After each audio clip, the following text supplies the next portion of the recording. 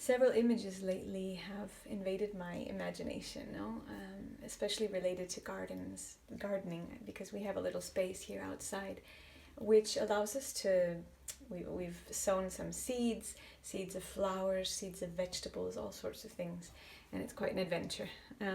So for those of you who know me, you know that these days have been, apart from all the other things, a time to sow, no, to plant and to work in the garden. And this of the miracle of sowing and watching the little seedlings come forth and everything speaks to me of garden, of paradise, of these images of the Garden of Eden. And it reminds me of that scene where Jesus appears to Mary Magdalene and in the garden, in the tomb, in the garden of the tomb, and where he comes to her as she's crying and she thinks he's the gardener. And he calls her by name, and she recognizes him. And this reminds me of this gospel reading that we've heard this week, John 10. I am the good shepherd. I am the door. I am the gate of the sheepfold. And the shepherd is the one who leads his sheep, calls them each by name, and he knows them. He knows them. The Good Shepherd calls us by our name. And we, when we hear his voice, when we recognize his voice and the way he pronounces our name, we know that that is the Good Shepherd.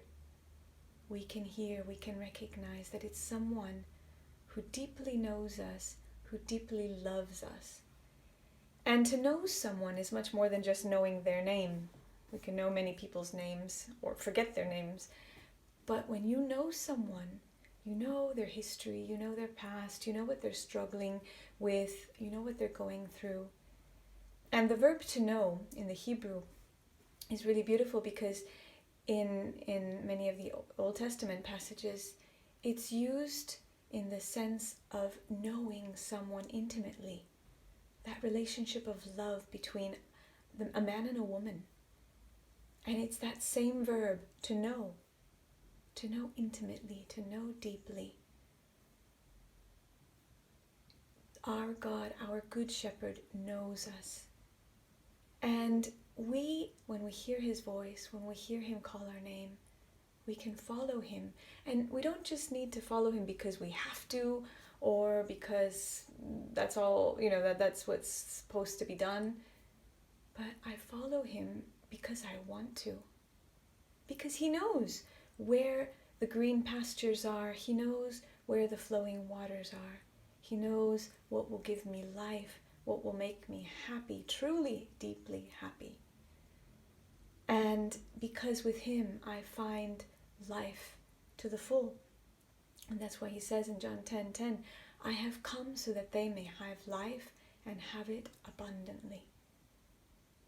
May we allow him to lead us and guide us, to call us by our name, and to show us where that life is in abundance, that this time of quarantine, this strange time that we're all living, can be an opportunity to go deeply in our hearts, that we can take advantage of the silences, of the times, of the moments, to be with ourselves, to know ourselves intimately, deeply, and to discover the one who's there in the quiet, in the intimacy of our hearts and souls, who speaks to us and calls us by name, and who invites us to this relationship of love, this relationship with him.